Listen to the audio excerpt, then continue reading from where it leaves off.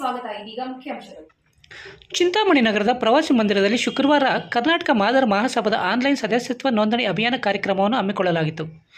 ಈ ಕಾರ್ಯಕ್ರಮದಲ್ಲಿ ಮಾದಿಗ ಸಮುದಾಯದ ಪ್ರಮುಖ ಮುಖಂಡರು ಹಾಗೂ ಹಲವಾರು ಸಮುದಾಯದ ಜನತೆ ಭಾಗವಹಿಸಿ ಡಾಕ್ಟರ್ ಬಿ.ಆರ್. ಅಂಬೇಡ್ಕರ್ ಹಾಗೂ ಬಾಬು ಜಗಜೀವನ್ ರಾಮ್ ರವರ ಭಾವಚಿತ್ರಕ್ಕೆ ವಿಶೇಷ ಪೂಜೆ ಸಲ್ಲಿಸಿ ಸದಸ್ಯತ್ವ ನೋಂದಣಿ ಅಭಿಯಾನ ಕಾರ್ಯಕ್ರಮಕ್ಕೆ ಚಾಲನೆ ನೀಡಿದರು.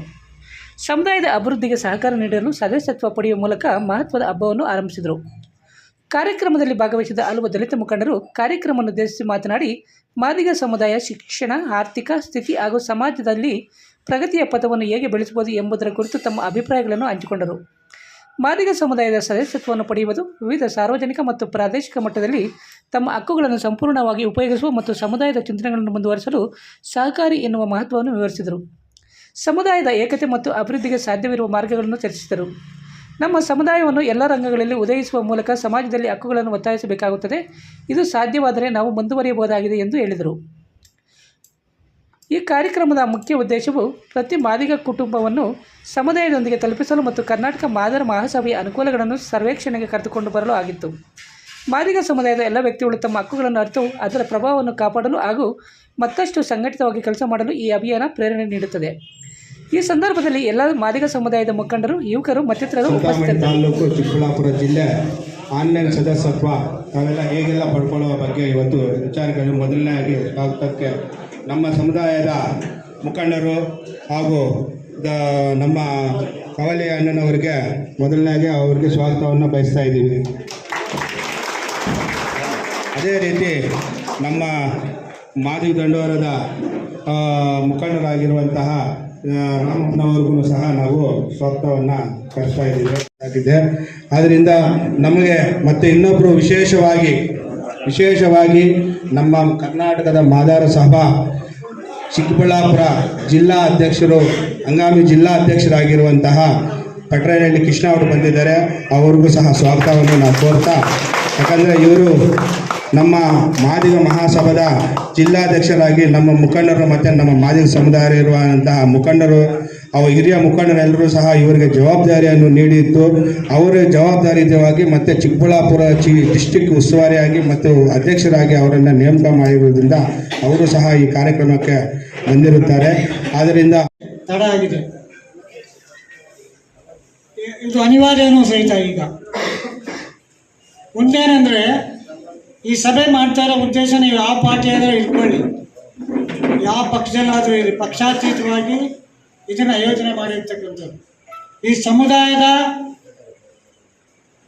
ಯಾವುದೇ ಹಳ್ಳಿ, ಕನಿಷ್ಠ ನಮ್ಮ ಈ ತಾಲೂಕಿನ ಈ ಮೂಲೆ ಯಾವುದೇ ಹಳ್ಳಿಯಲ್ಲಿ ಏನೇ ಹೆಚ್ಚು ಕಡಿಮೆ ಈ ಸಮುದಾಯದ ಜನಾಂಗದವ್ರ ಮೇಲೆ ಆದಾಗ ನಾವೆಲ್ಲ ಒಗ್ಗಟ್ಟಾಗಿ ಅದರ ವಿರುದ್ಧ ನಾವು ಕಾರ್ಯಕ್ರಮಗಳನ್ನು ರೂಪಿಸಬೇಕು, ಪ್ರತಿಭಟಿಸಬೇಕು. ಆಗ ನಮ್ಮವರಿಗೆ ಆ ಹಳ್ಳಿಯಲ್ಲಿ ವಾಸ ಮಾಡ್ತಕ್ಕಂಥ ಆ ಜನಾಂಗಗಳಿಗೆ ಬಲ ಬರ್ತದೆ, ಶಕ್ತಿ ಬರ್ತದೆ. ಈಗಾಗಲೇ ನಾನು ಹಳೆಯದನ್ನು ಮಾತಾಡೋಕ್ಕೆ ಹೋಗಲ್ಲ. ಇದೇನಾದರೂ ಕರೆಕ್ಟಾಗಿ ನಡ್ಕೊಂಡು ಹೋದರೆ ಎಲ್ಲಿ ಅನ್ಯಾಯ ಆಗ್ತದೋ ಅಲ್ಲಿ ಪ್ರಶ್ನೆ ಮಾಡ್ತಕ್ಕಂಥ ಸಮುದಾಯ ನಾವೆಲ್ಲ ಒಗ್ಗಟ್ಟಾಗಿ ಇದನ್ನು ಪ್ರತಿಭಟನೆ ಮಾಡಿದಾಗ ಮಾತ್ರ ಈ ಜನಾಂಗಗಳಿಗೆ ನ್ಯಾಯ ಸಿಗ್ತದೆ. ಬರೀ ಇದನ್ನು ಮಾಡಿಬಿಟ್ಟು ಮತ್ತೆ ತೊಂದರೆಗಳಾದಾಗ ನಮ್ಮ ಜನಾಂಗದ ಮೇಲೆ ಹಲ್ಲೆ, ದೌರ್ಜನ್ಯಗಳು, ಅತ್ಯಾಚಾರಗಳು, ಕೊಲೆ, ಸುಲಿಗೆಗಳು ಈ ಥರ ಆದಾಗ ನಾವು ಬದ್ದೇ ಇದ್ದಾಗ ಈ ಜನ ಮತ್ತೆ ನಡ್ಕೊಳ್ತಾರೆ, ಮತ್ತೆ ತಿರುಗಿ ಅನ್ಯಾಯಕ್ಕೆ ಒಳಗಾಗ್ತಾರೆ. ದಯವಿಟ್ಟು ಆ ಥರ ಇದ್ದರೆ ಮಾತ್ರ ಓಪನ್ ಆಗಿ ಈಗಲೇ ಮಾತಾಡಬೇಡಿ, ನೇರವಾಗಿ ಮಾತಾಡಿ. ನಿಮ್ಮ ಪಕ್ಷ ಯಾವ್ದಾದ್ರು ಇರಲಿ, ಎಲ್ಲಾದರೂ ಓಟ್ ಹಾಕ್ಕೊಳ್ಳಿ, ನಾವು ಮಾತಾಡಲ್ಲ. ಆದರೆ ಸಮುದಾಯಕ್ಕೆ ಅನ್ಯಾಯ ಆದಾಗ ನಾವೆಲ್ಲ ಒಗ್ಗಟ್ಟಿನಿಂದ ಒಂದಾಗಿ ಇದನ್ನು ರಕ್ಷಣೆ ನಾವು ಮಾಡವ. ಇಲ್ಲ ಅಂದರೆ ಆಗಿದ್ದಾಗ ಮಾತ್ರ ಮಾಡೋದ್ರೆ ತುಂಬ ಚೆನ್ನಾಗಿರ್ತದೆ. ಹಾಗಂತ ಹೇಳ್ತೀನಿ. ಮತ್ತು ಹೆಚ್ಚಿಗೆ ಮಾತಾಡೋಕ್ಕೆ, ಯಾಕೆಂದರೆ ಈಗ ಮಾತಾಡೋ ಕಾರ್ಯಕ್ರಮ ಅಲ್ಲ, ನನ್ನ ಮಾತು ಒಳಗಡೆ ಇರ್ತಕ್ಕಂಥ ನನ್ನ ಫೀಲ್ ಏನಿತ್ತು, ನೋವು ಏನಿತ್ತು ಅದನ್ನು ಮುಂದೆ ಹಾಕಿದ್ದೀನಿ. ಯಾಕೆಂದರೆ ನಾವು ಹಿಂದೆ ಬಾಬಾ ಸಾಹೇಬರ ಪ್ರಶ್ನೆ ವಿಚಾರವಾಗಿ ಸುಮಾರು ನಿರಂತರವಾಗಿ 1 ವರ್ಷಗಳ ಕಾಲ ಅನೇಕ ಹೋರಾಟಗಳ ಮಾಡ್ಕೊಂಡು ಬಂದರೂ ಸಹಿತ ನಮಗೆ ನ್ಯಾಯ ಸಿಗಲಿಲ್ಲ. ಆದರೂ ನಾವು ಎದೆಗುಂದಿಲ್ಲ, ಹೋರಾಟವನ್ನು ಮುಂದುವರಿಸ್ಕೊಂಡೇ ಹೋಗ್ತೀವಿ. ಆದ್ದರಿಂದ ಅದೇ ನಮಗೆ ಅವಾಗೆಲ್ಲ ಸಹಕಾರ ಮಾಡಿದ್ರಿ.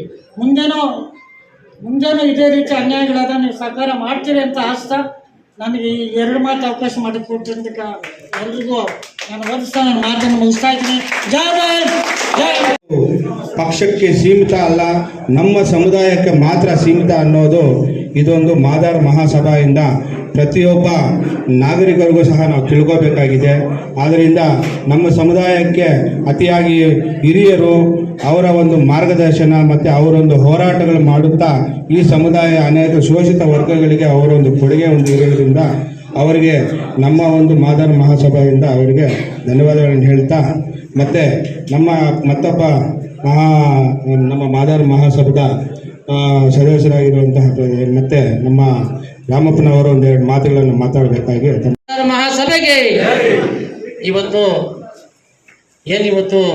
ನಮ್ಮ ಕರ್ನಾಟಕ ಮಾದಾರ ಮಹಾಸಭಾ ಮೊಟ್ಟ ಮೊದಲನೆಯದಾಗಿ KH ಮುನಿಯಪ್ಪನವರು ಆದಿಜಾಂಬವ ಸಂಘ ಅಂತ ಪ್ರಾರಂಭ ಮಾಡಿದ್ರು.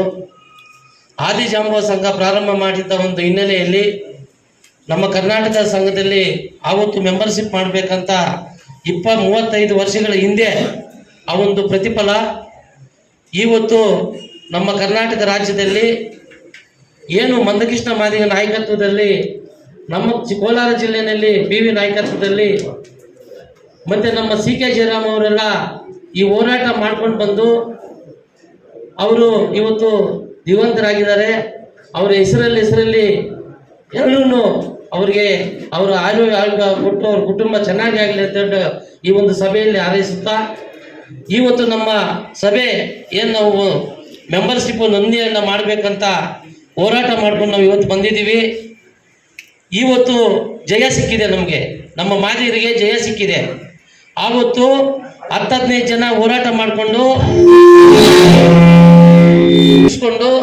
ಮಾದಿಗ ಅಂದರೆ ಇವರಿಗೆ ನಾಚಿಕೆ ಆಗಲ್ಲ ಅಂತ ಹೇಳ್ಬಿಟ್ಟು ಸುಮಾರು ಹೋರಾಟಗಳು ಮಾಡ್ಕೊಂಡು ಬಂದಿರೋ ಒಂದು ಪ್ರತಿಫಲವಾಗಿ ಇವತ್ತು ಮಾದಾರ ಮಹಾಸಭಾ ಎಂತ ಬಂದಿದೆ. ತಾವೆಲ್ಲರೂ ಪಕ್ಷಾತೀತವಾಗಿ JDS ಆಗಿರ್ಬೋದು, ಕಾಂಗ್ರೆಸ್ ಆಗಿರ್ಬೋದು, BJP ಆಗಿರ್ಬೋದು, ಮತ್ತು BSP ಆಗಿರ್ಬೋದು, ಎಲ್ಲರಲ್ಲಿ ಮನವಿ ಆವತ್ತಿನಿಂದ ಇವತ್ತು ನಾವು 30 ವರ್ಷಗಳಿಂದ ಹೋರಾಟ ಮಾಡಿರೋ ಒಂದು ಪ್ರತಿಫಲ ಇವತ್ತು ABCD ವರ್ಗೀಕರಣವನ್ನು ಏನು ನಮ್ಮ ಸುಪ್ರೀಂ ಕೋರ್ಟ್ ಏನಾಗಿದೆ, ಸುಪ್ರೀಂ ಕೋರ್ಟಲ್ಲಿ ಆಗಿರೋ ಒಂದು ಆದೇಶದ ಪ್ರಕಾರ 6% ನಮ್ಗೆ ಸಿಕ್ಕಿದೆ. ಇದು ನಮಗೆಲ್ಲ ಗೊತ್ತಿರೋ ವಿಚಾರನೇ.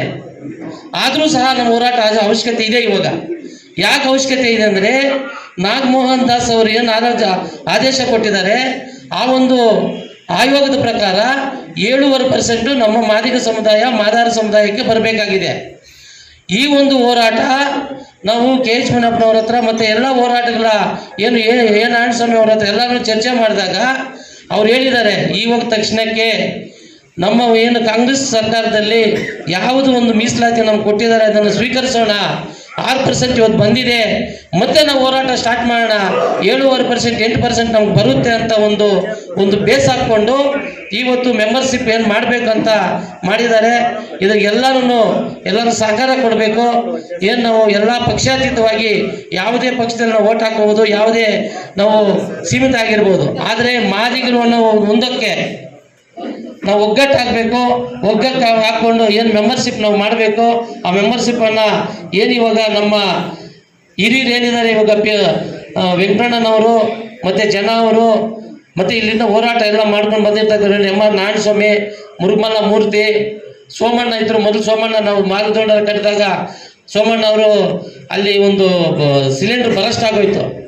PV ಅಣ್ಣವರು ಬರಸ್ಟ್ ಆದಾಗ ಮುಂದೆ ನಿಂತ್ಕೊಂಡಿದ್ರು. ಅವತ್ತು ಏನೋ ದೊಡ್ಡೋಗ್ತಾರೆ ಅಂದ್ಕೊಂಡ್ವಿ.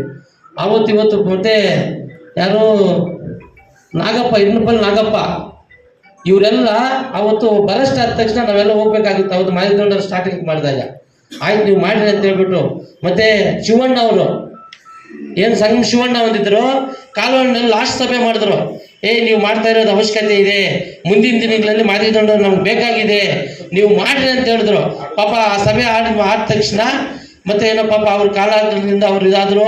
ಮತ್ತು ಅವ್ರು ಇದ್ದಿದ್ರೆ ಆಗಿದ್ರೆ ಇವತ್ತು ನಮ್ಮ ಚಿಕ್ಕಬಳ್ಳಾಪುರ ಜಿಲ್ಲೆ ಇನ್ನೂ ಪ್ರಬಲ ಆಗ್ತಾ ಇತ್ತು ಅನ್ನೋದು ತಾವು ಯಾರು ಮರಿಬೇಡಿ. ಶಿವಣ್ಣ ಅವ್ರು ಇದ್ದಿದ್ರೆ ಇವತ್ತು ಮಾದಿಗೌಡರ ಇವಾಗ ಮಟ್ಟಕ್ಕಿಂತ ಗೊತ್ತಾ, ಇವತ್ತು ಇದೇ ಕರ್ನಾಟಕ ಮಾದಿಗ ಮಹಾಸಭಾ ಎಷ್ಟು ಪ್ರಬಲವಾಗಿ ಆಗ್ತಾ ಇತ್ತು. ಆದರೂ ಇವತ್ತು ಹಿರಿಯರು ಏನಿದ್ದಾರೆ ಎಲ್ಲರೂ ಸಹಕಾರ ತಗೊಳ್ಳೋಣ. ಪಕ್ಷಾತೀತದಲ್ಲಿ ನಾರಾಯಣಸ್ವಾಮಿ ಅವರು ಮತ್ತು ಏನು KH ಮುನಿಯಪ್ಪನವರು, ಗೋವಿಂದ ಕಾರಜೋಳ ಗೋವಿಂದ ಕಾರಜೋಳ ಹಾಕಿದ್ದಾರೆ. ಯಾಕಂದರೆ ನಾನು ಮೊದಲೇ ಅವ್ರಿಗೆ ಹೇಳಿದ್ದೀನಿ ನೋಡಿ, ಪಕ್ಷಾತೀತವಾಗಿ ಏನು ಗೋವಿಂದ ಕಾರಜೋಳ, ಏನು ನಾರಾಯಣಸ್ವಾಮಿ, KH ಮುನಿಯಪ್ಪ ಎಲ್ಲರೂ ವೇದಿಕೆಯಲ್ಲಿರಬೇಕು. ಎಲ್ಲ ಬ್ಯಾನರ್ ಹಾಕ್ಕೊಂಡು ಮತ್ತೆ ಯಾರೇ ಆಗಲಿ ನಮ್ದು ಬೇಕಾಗಿಲ್ಲ. 30 ವರ್ಷದಿಂದ ಇದೇ ರೀತಿ ಹೋರಾಟ ಮಾಡ್ಕೊಂಡು ಬಂದಿದ್ದೀವಿ, ಇನ್ನು ಮುಂದೆನೂ ಇದೇ ರೀತಿ ಹೋರಾಟ ಮಾಡ್ಕೊಂಡು ಬರ್ತೀವಿ. ಸಂಬಂಧಿಕರೇ, ನಾನು ಯಾರು ಹೆಸರನ್ನು ಇಲ್ಲಿ ಉಲ್ಲೇಖ ಮಾಡಲ್ಲ. ಕಾರಣ ಇಷ್ಟೇ, ನಾವೆಲ್ಲರೂ ಮುಖ್ಯ. ಇಲ್ಲಿ ಎಲ್ಲರೂ ನಾವು ಇದ್ದಾಗ ನಮ್ಮದು ಅನ್ನೋದು ಬರುತ್ತೆ.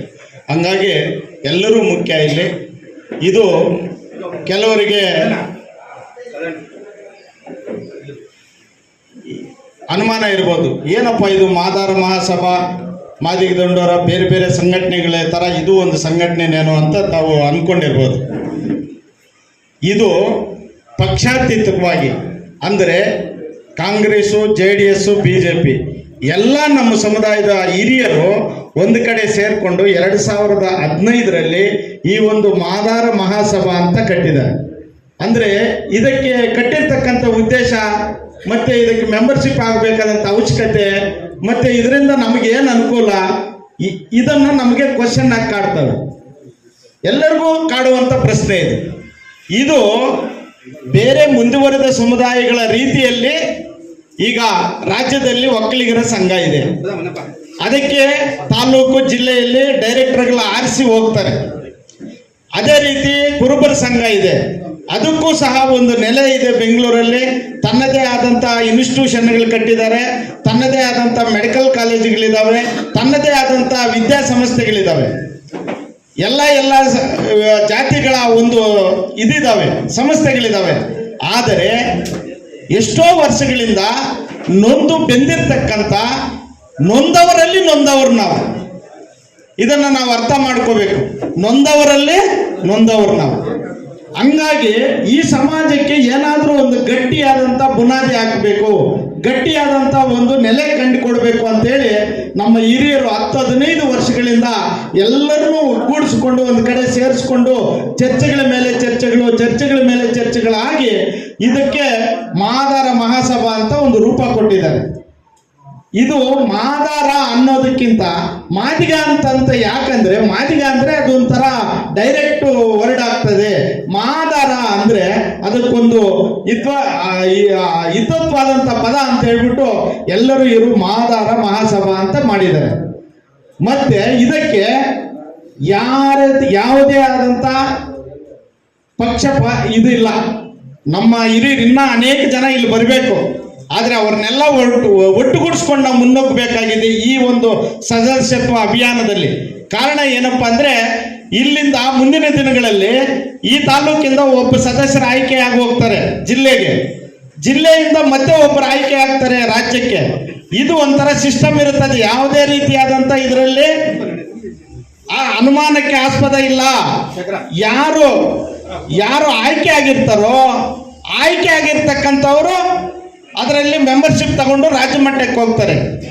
ಈಗ ಕುಮಾರಕೃಪ ಗೆಸ್ಟ್ ಹೌಸ್ ಅಂದರೆ ಶಿವಾನಂದ ಸರ್ಕಲ್ ಪಕ್ಕದಲ್ಲಿ ಒಂದು ದೊಡ್ಡದಾದಂಥ 2 ಕೋಟಿ ರೂಪಾಯಿ ಕೊಟ್ಟು ಒಂದು 5 ವರ್ಷ ಲೀಸ್ಗನ್ನ ಒಂದು ಬಿಲ್ಡಿಂಗ್ ತಗೊಂಡಿದ್ದಾರೆ ನಮ್ಮ ಸಮಾಜಕ್ಕೆ. ಈಗ ಅದೇ ಪ್ರಧಾನ ಕಚೇರಿ. ಇದರಲ್ಲಿ ಮುಂದೆ ನಮ್ಮ ಸಮುದಾಯದಲ್ಲಿ ಸ್ವಲ್ಪ ಆರ್ಥಿಕವಾಗಿ ಚೆನ್ನಾಗಿರ್ತಕ್ಕಂಥವರೆಲ್ಲ ಸೇರಿ ಒಂದಷ್ಟು ಹಣವನ್ನು ಸಂಗ್ರಹಿಸಿ ಆ ಒಂದು ಕಚೇರಿಯನ್ನು ತಗೊಂಡಿದ್ದಾರೆ. ಮತ್ತೆ ಇದಕ್ಕೆ ಮುಂದೆ ಏನಾದರೂ ಒಂದು ನೆಲೆ ಕಂಡುಕೊಡಬೇಕು ಅಂತಂದ್ರೆ ಆ ವೆಬ್ಸೈಟಲ್ಲಿ ನೀವು ಬುದ್ಧಿವಂತರಿದ್ದೀರಾ, ಈಗೆಲ್ಲ ಫೇಸ್ಬುಕ್, ವಾಟ್ಸಪ್, ಟ್ವಿಟ್ಟರ್ಗಳೆಲ್ಲ ನೋಡ್ತೀರಾ. ಆ ಒಂದು ಇದನ್ನ ನೀವು ಲಿಂಕನ್ನ ತಾವು ಶೇರ್ ಮಾಡಿಕೊಂಡ್ರೆ ಖಂಡಿತ ಅದರಲ್ಲಿ ಏನೇನು ಉದ್ದೇಶ ಇದೆ, ಯಾವುದಕ್ಕಾಗಿ ಇದನ್ನು ಸ್ಥಾಪನೆ ಮಾಡಿದ್ದೀವಿ, ಏನೇನು ಇದಕ್ಕೆ ಮುಂದೆ ಯೋಜನೆಗಳಿದ್ದಾವೆ ಅನ್ನೋದನ್ನ ಇದರಲ್ಲಿ ಗೊತ್ತಾಗ್ತದೆ. ನಮ್ಮ ಹಿರಿಯರು ಇದಕ್ಕೊಂದು ಒಳ್ಳೆ ಬುನಾದಿ ಹಾಕಿದ್ದಾರೆ. ಇದನ್ನು ನಾವೆಲ್ಲರೂ ಕಟ್ಟಿ ಬೆಳೆಸಬೇಕು.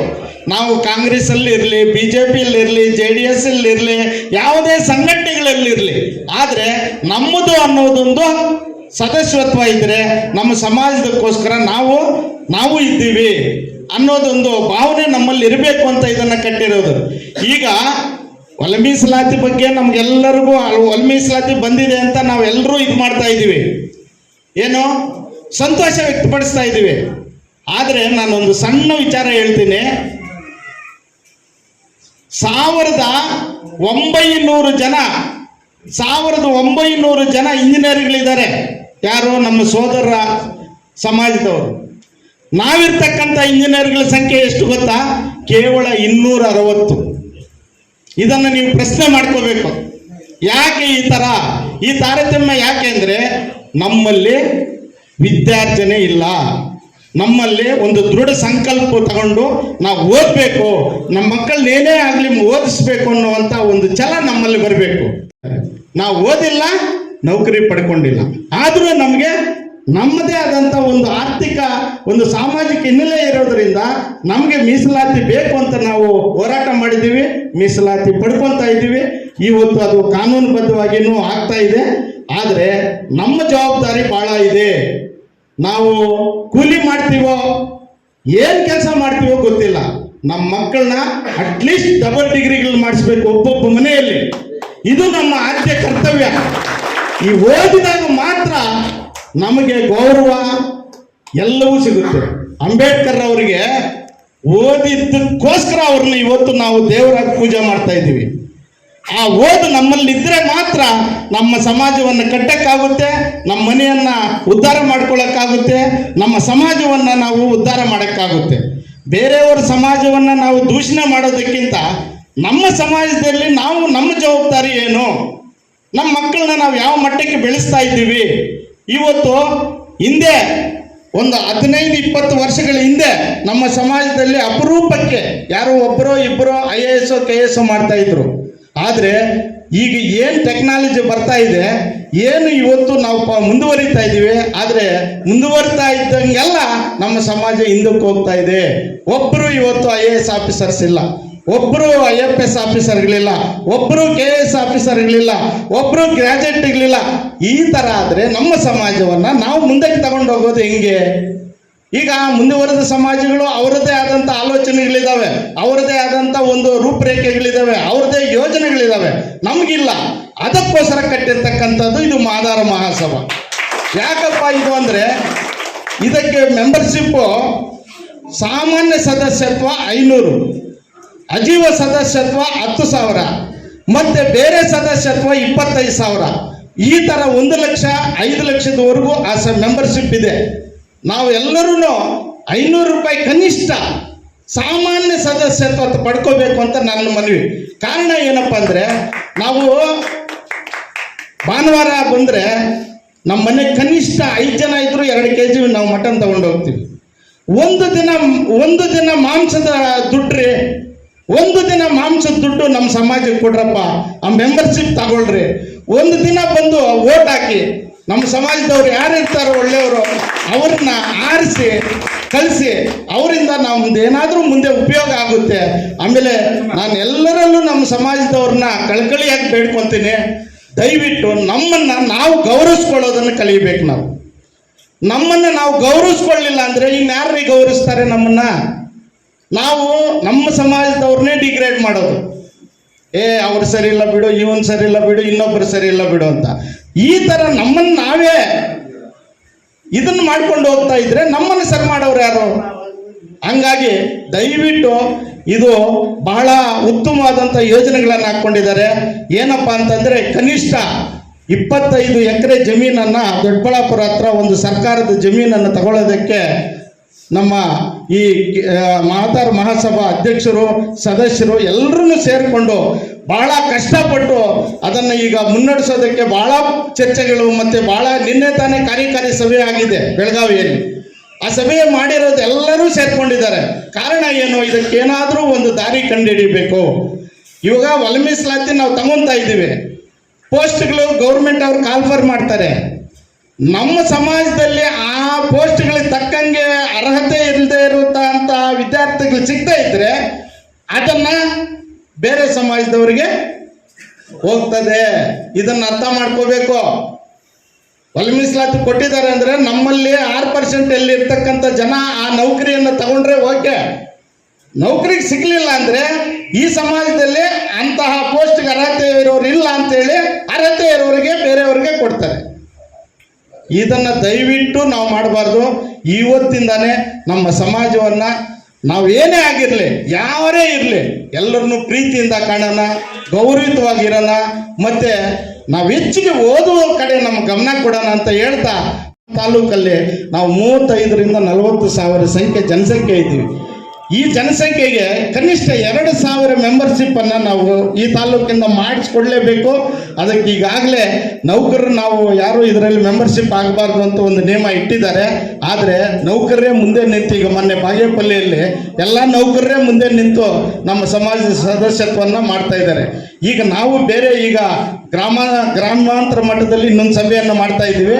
ಅದಕ್ಕೆ ಪೂರ್ವಭಾವಿ ಸಭೆಯನ್ನು ಸಹ ನಿಗದಿ ಮಾಡಿದ್ದೀವಿ. ಗ್ರಾಮೀಣ ಪ್ರದೇಶಗಳಲ್ಲಿರ್ತಕ್ಕಂಥ ನಮ್ಮ ಸಮಾಜದ ಒಂದು ಗ್ರಾಜ್ಯುಯೇಟ್ಗಳು ಮತ್ತು ಸಮಾಜದ ಮುಖಿಯಾಗಿ ಯೋಚನೆ ಮಾಡುವಂಥವ್ರನ್ನೆಲ್ಲ ಕರೆದು ಒಂದು ಚರ್ಚೆ ಮಾಡಿ ಮೆಂಬರ್ಶಿಪ್ಪನ್ನು ಮಾಡಿಸೋ ಕೆಲಸ ಮಾಡೋಣ. ಮತ್ತು ನಾವು ಬೇರೆಯವರು ಮುಂದುವರೆದ ಜಾತಿಗಳ ಜೊತೆ ನಾವೇನು ತಿಕ್ಕಾಟ ಇಟ್ಕೋಬೇಕಂತಿಲ್ಲ. ಕರ್ನಾಟಕ ಮಾದರ ಮಹಾಸಭಾದ ವತಿಯಿಂದ ಸದಸ್ಯತ್ವ ನೋಂದಣಿ ನಡೀತಾ ಇದೆ. ಇದರ ಉದ್ದೇಶಗಳನ್ನು ಸ್ವಲ್ಪ ನಮ್ಮ ಕೃಷ್ಣಣ್ಣವರು ಸ್ವಲ್ಪ ಸವಿರವಾಗಿ ವಿವರಿಸಿದ್ದಾರೆ. ಯಾಕಂದರೆ ಬಹುಶಃ ಯಾವುದಾದ್ರೂ ಒಂದು ಸಮುದಾಯ ಇಲ್ಲಿವರೆಗೂ ತಮ್ಮದೇ ಸಮುದಾಯಗಳಿಂದನೇ ಮೋಸ ಹೋಗಿದ್ದಾರೆ ಅಂದರೆ ಅದು ನಮ್ಮ ಸಮುದಾಯ ಮಾತ್ರ. ಬೇರೆಯವರಿರಲಿ, ನಮ್ಮಿಂದ ನಮಗೆ ನಾವೇ ಮೋಸ ಆಗಿರೋರು ಯಾರ್ಯಾರು ಇದ್ದಾರೆ ಅಂದರೆ ನಾವೇ. ಹಾಗಾಗಿ ಎಲ್ರಿಗೂ ಒಂದು ಸಣ್ಣ ಅನುಮಾನ, ಏನಪ್ಪ ನಮ್ಮಲ್ಲಿ ಯಾರ್ಯಾರು ಬರ್ತಾರೆ ಪೊಲಿಟಿಕಲ್ ಒಳ್ಳೆ ಲೀಡರ್ಗಳೆಲ್ಲ ಬಂದರು, ನಮ್ಮ ಸಮುದಾಯಕ್ಕೇನು ಮಾಡಲಿಲ್ಲ. ಇವಷ್ಟುವರೆಗೂ ಯಾರ್ಯಾರು ಏನೇನೋ ವೈಯಕ್ತಿಕವಾಗಿ ಏನೇನು ಬೆಳೆದಿದ್ದಾರೋ ಅವರೆಲ್ಲ ವೈಯಕ್ತಿಕವಾಗಿ ಬೆಳೆದಿರೋದು ಹೊರತು ಯಾವುದೇ ರಾಜಕೀಯ ವ್ಯಕ್ತಿಗಳಿಂದ ಬೆಳೆದಿರುವಂಥವ್ರು ಯಾರೂ ಇಲ್ಲ. ಎಲ್ಲ ವೈಯಕ್ತಿಕವಾಗಿ ಬೆಳೆದಿರೋರೆ. ಈಗ ಎಲ್ಲ ಸಮುದಾಯಗಳಂತೆ ನಾವು ಕೂಡ ಮಾದಿಗ ಸಮುದಾಯದ ಒಂದು ಅಭಿವೃದ್ಧಿಯನ್ನು ನೋಡಬೇಕು ಅಂತ ಹೇಳ್ಬಿಟ್ಟು ಒಂದು ಕರ್ನಾಟಕ ಮಾದರ ಸಭಾ ಮಾಡ್ತಾ ಇದ್ದಾರೆ. ಅದಕ್ಕೆ ಸಂಪೂರ್ಣವಾಗಿ ನಮ್ಮೆಲ್ಲರ ಸಹಕಾರ ನೀಡ್ತದೆ.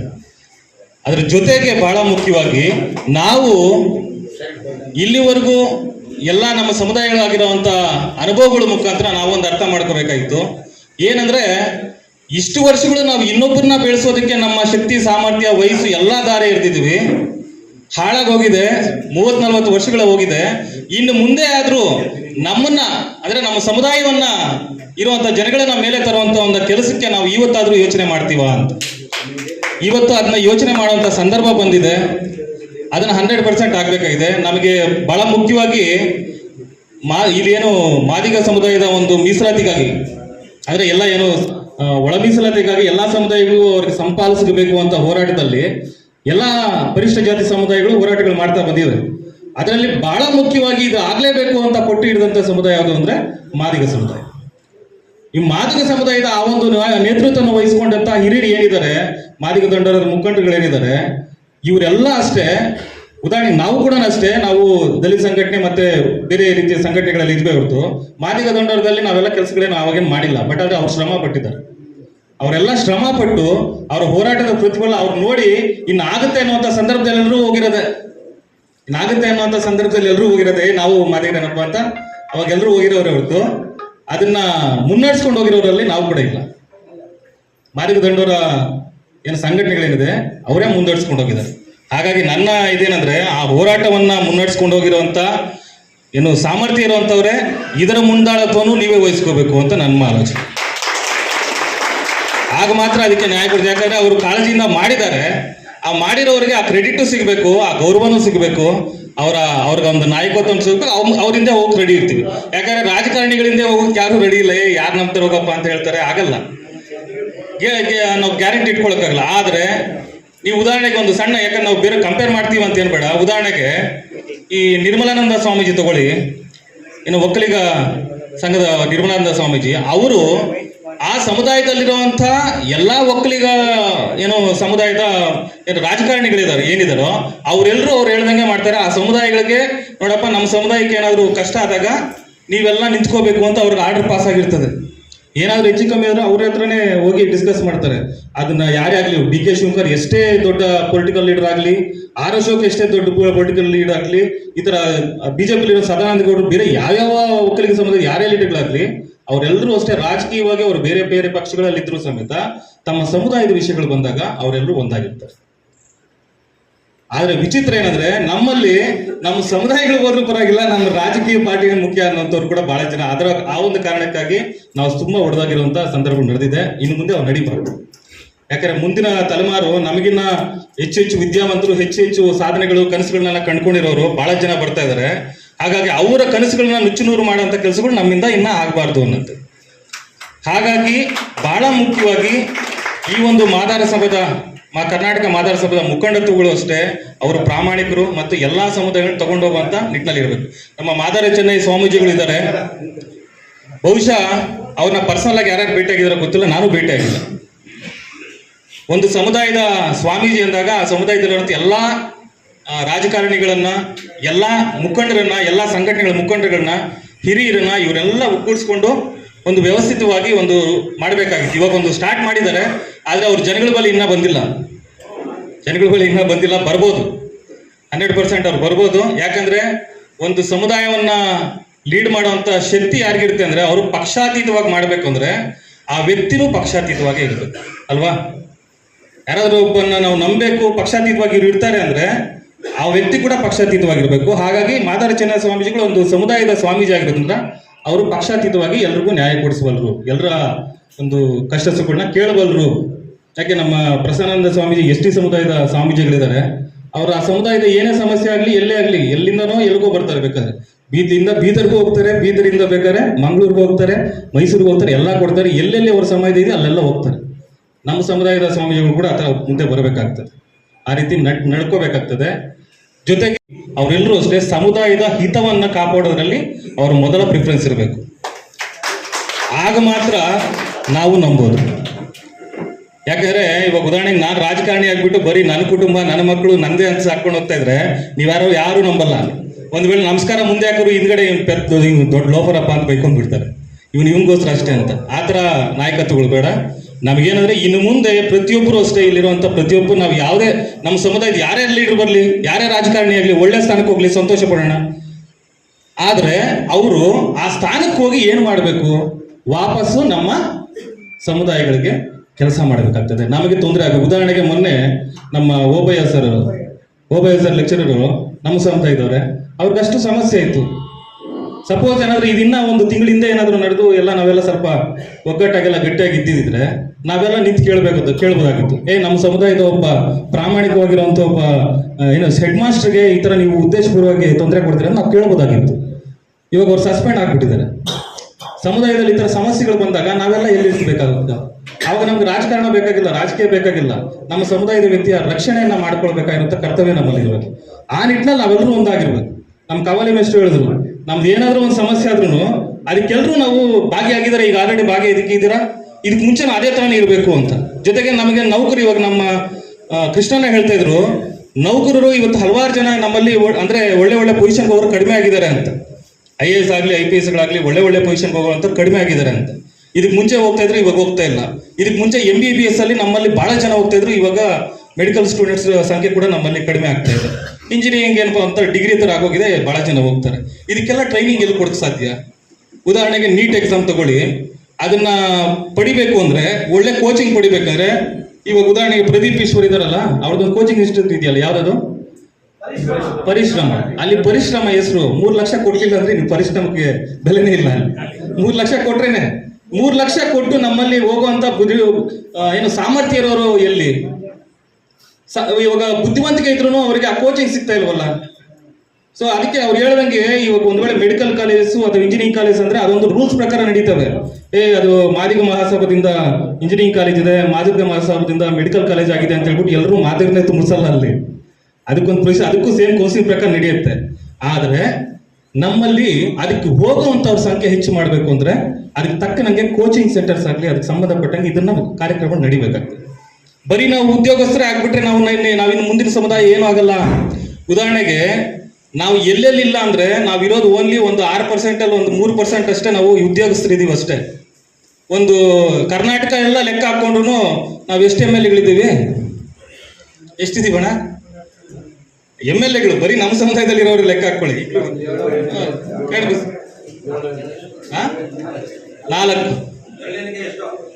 ಬೆರಳಿಗಿನ್ನ ಕಡಿಮೆ ಎಷ್ಟು? 4 ಜನ ಇದ್ದೀವಿ. 4 ಜನ ಇರೋದು ನಮ್ಮಲ್ಲಿ ಅಷ್ಟೇ. ಬೇರೆ ಬೇರೆ ಸಮುದಾಯಗಳಲ್ಲಿ ಉದಾಹರಣೆಗೆ ಅವ್ರ ಸಂಖ್ಯೆಗಿನ್ನ ಹೆಚ್ಚಿನ MLAಗಳಿದ್ದಾರೆ. ಯಾಕಂದ್ರೆ ಉದಾಹರಣೆ ನಮ್ಮ ತಾಲೂಕೆ ತಗೊಳ್ಳಿ, ನಮ್ಮ ಡಿಸ್ಟಿಕ್ಗೆ ತಗೊಳ್ಳಿ, ಪ್ರದೀಪ್ ಈಶ್ವರ್ ಬಲ್ಜೀರ್ ಒಬ್ರು ಬಿಟ್ರೆ ಇನ್ನೆಲ್ಲರೂ ಕೂಡ ಒಂದೇ ಸಮುದಾಯದವ್ರೆ. ನಮ್ಗದು ಪ್ರಾಬ್ಲಮ್ಮೇ ಆಗಲ್ಲ, ಅದು ನಮ್ಮ ಸಮಸ್ಯೆನೇ ಅನಿಸ್ತಾ ಇಲ್ಲ. ಅವ್ರದ್ದು ಸಮಸ್ಯೆನೇ ಅನಿಸ್ತಾ ಇಲ್ಲ. ಆದ್ರೆ ನಮ್ಮ ಸಮುದಾಯದಲ್ಲಿ ಆಗ್ಬೇಕು ಅಂದ್ರೆ ರಿಸರ್ವ್ ಬರಬೇಕು. ನಾವು ರಿಸರ್ವ್ ಅಲ್ಲ, ಜನರಲ್ ಕ್ಯಾಂಡಿಡೇಟ್ ಆಗಾದ್ರೂ ನಿಂತ್ಕೊಂಡು ಗೆಲ್ಲಿಸ್ಕೊಳ್ಳುವಂತ ಶಕ್ತಿ ಬರಬೇಕು ಅಂದ್ರೆ ಆ ವ್ಯಕ್ತಿಗೆ ಸುತ್ತಮುತ್ತಲು ಇರುವಂತ ನಮ್ಮ ಸಮುದಾಯದಲ್ಲಿ ಎಲ್ಲಾ ಕ್ಷೇತ್ರಗಳಲ್ಲೂ ನಾವು ಮುಂದೆ ಇರಬೇಕು. ಉದಾಹರಣೆಗೆ ಇವತ್ತು ಮಾದಾರ ಮಹಾಸಭಾದ ಒಂದು ಸದಸ್ಯತ್ವ ನೋಂದಣಿ ಕಾರ್ಯಕ್ರಮಕ್ಕೆ ಹಲವಾರು ಜನ ಬಂದಿದ್ದಾರೆ. ಇನ್ನೂ ಹಲವಾರು ಜನ ಬರಬೇಕಾಗಿತ್ತು. ನಮ್ಮ ಸಮುದಾಯದಲ್ಲಿ ಬುದ್ಧಿವಂತರಿಗೆ ಮತ್ತೆ ಮುಖಂಡತ್ವ ವಹಿಸುವಂಥವ್ರಿಗೆ ಅವ್ರ ಸಂಖ್ಯೆ ಏನು ಕಡಿಮೆ ಇಲ್ಲ. ನಮ್ಮಲ್ಲಿ ಎಲ್ಲ ಒಳ್ಳೆ ಎಬಿಲಿಟಿ ಇರುವಂಥವ್ರು, ಸಾಮರ್ಥ್ಯ ಇರೋರು ಭಾಳ ಜನ ಇದ್ದಾರೆ. ಯುವಕರು ಅತಿ ಹೆಚ್ಚಿನ ಸಂಖ್ಯೆಯಲ್ಲಿ ಬಂದಿದ್ದಾರೆ. ಅದೇ ಜೊತೆಗೆ ಇನ್ನೂ ಬರಬೇಕಾಗಿರುವಂಥವ್ರು ಭಾಳ ಜನ ಇದ್ದಾರೆ. ಅವರೆಲ್ಲ ಬಂದಿದ್ರೆ ಇನ್ನೂ ಚೆನ್ನಾಗಿರ್ತಾ ಇತ್ತು. ಕರ್ನಾಟಕ ಮಾದಾರ ಮಹಾಸಭಾ ವತಿಯಿಂದ ಸ್ವಾಗತವನ್ನು ಕೋರ್ತೀನಿ. ಆತ್ಮೀಯ ಸಮುದಾಯದ ಮಿತ್ರರೆ, ಅನೇಕ ಹೋರಾಟಗಾರರು ಇಲ್ಲಿ ಭಾಗವಹಿಸಿದ್ದೀರಿ, ಪತ್ರಕರ್ತರು ಭಾಗವಹಿಸಿದ್ದೀರಿ. ಮೊದಲಿಗೆ ನಿಮಗೂ ಕೂಡ ಸ್ವಾಗತನ ಹೇಳ್ತಾ, ಭಾರತ ಸ್ವಾತಂತ್ರ್ಯಕ್ಕೂ ಮೊದಲು ಅಂದರೆ ನನ್ನ ಮಾದಿಗ ಸಮಾಜ ತಮ್ಮದೇ ಆಗಿರ್ತಕ್ಕಂಥ ಸ್ಥಿತಿಗತಿಗಳು, ವಾಸ್ತವತೆ, ಭಾರತ ಸ್ವಾತಂತ್ರ್ಯಕ್ಕೂ ಧಾರ್ಮಿಕ ಕ್ಷೇತ್ರಕ್ಕೂ ತಮ್ಮದೇ ಆಗಿರ್ತಕ್ಕಂಥ ಕೊಡುಗೆಯನ್ನು ಕೊಟ್ಟಿರ್ತಕ್ಕಂಥದ್ದು ನಮ್ಮ ಪೂರ್ವಜರು. ನಮಗೆ ಆಗಿರ್ತಕ್ಕಂಥ ದೇವರು, ದಿಂಡ್ರು, ಭಕ್ತಿ, ಪೂರ್ವ ಭಾವ ಇರ್ತಕ್ಕಂಥದ್ದು ಇತಿಹಾಸದಲ್ಲಿ ಅನೇಕ ವಿಚಾರಗಳು ಧಾರ್ಮಿಕ ಕ್ಷೇತ್ರಗಳಲ್ಲಿ ಪರಂಪರೆಯಲ್ಲಿ ಉಲ್ಲೇಖ ಆಗಿರ್ತಕ್ಕಂಥದ್ದು ನಿಮಗೆಲ್ಲ ಗೊತ್ತಿರದೇ ಇರತಕ್ಕಂಥದ್ದು ನನ್ನ ಭಾವನೆ. ಹಾಗೆಯೇ ಮುಂದುವರೆದ ಭಾಗವಾಗಿ ಸ್ವಾತಂತ್ರ್ಯ ಹೋರಾಟದಲ್ಲೂ ಸಹ ನನ್ನ ಸಮಾಜದ ಅನೇಕ ಹೋರಾಟಗಾರರು ಭಾರತ ಸ್ವಾತಂತ್ರ್ಯಕ್ಕಾಗಿ ತಮ್ಮ ಪ್ರಾಣ ತ್ಯಾಗ ಬಲಿದಾನ ಮಾಡಿರ್ತಕ್ಕಂಥದ್ದು ಇತಿಹಾಸದಲ್ಲಿ ದಾಖಲಾಗಿದೆ. ಆದರೆ ನಮ್ಮ ಯುವ ಮಿತ್ರರಿಗೆ, ನಮ್ಮ ಸಮುದಾಯದ ಅನೇಕರಿಗೆ ಈ ಸತ್ಯವನ್ನು ತಿಳಿದ ಹಾಗೆ ಒಂದು ವ್ಯವಸ್ಥಿತವಾಗಿರ್ತಕ್ಕಂಥ ಪಟ್ಟಬದ್ಧ ಹಿತಾಸಕ್ತಿಗಳು ನಮ್ಮ ಇತಿಹಾಸವನ್ನು ಮರೆಮಾಚಿರ್ತಕ್ಕಂಥದ್ದು ಅಂತ ನನಗೂ ಸಹ ತಿಳಿದಿದೆ. ಆತ್ಮೀಯ ಮಿತ್ರರೇ, ಅನೇಕ ವಿಚಾರಗಳನ್ನು ತಮ್ಮ ಮುಂದೆ ಇಡ್ತಾ ಹೋಗಲಿಕ್ಕೆ ಪ್ರಯತ್ನವನ್ನು ಮಾಡ್ತೀನಿ. ಆದರೆ ಒಂದು 5 ನಿಮಿಷ ಮಾತ್ರ. ಕರ್ನಾಟಕ ಮಾದಾರ ಮಹಾಸಭಾ ಅಂತಕ್ಕಂಥದ್ದು ಇಂದಿನ ಯುವ ಪೀಳಿಗೆಗೆ ನಮ್ಮಲ್ಲಿರ್ತಕ್ಕಂಥ ಅನೇಕ ಸವಾಲುಗಳಿಗೆ ಉತ್ತರವಾಗಿ ಮಾದಾರ ಮಹಾಸಭಾ ನಮ್ಮನ್ನು ಆಳ್ತಕ್ಕಂಥ ಕರ್ನಾಟಕ ರಾಜ್ಯದ ಎಲ್ಲ ಪಕ್ಷದ ನಾಯಕರು ಸೇರಿ ನಾವು ಇಲ್ಲಿವರೆಗೆ ಮಾಡ್ಕೊಂಬಂದು ರಾಜಕಾರಣ ಬೇರೆ, ಮುಂದೆ ನಮ್ಮ ಸಮುದಾಯದ ಯುವಕರಾಗಿರ್ಬೋದು, ನಮ್ಮ ಸಮುದಾಯದ ಎಲ್ಲರೂ ನಾವೆಲ್ಲ ಒಂದು ಕಡೆ ಸೇರಿ ಏನಾದರೂ ಮಾಡಬೇಕಂದ್ರೆ ನಮಗೆ ದೊಡ್ಡ ಮಟ್ಟದ ಸವಾಲಿದೆ ಅಂತಕ್ಕಂಥದ್ದು ಅವರಿಗೆ ಅರಿವಾಗಿದೆ.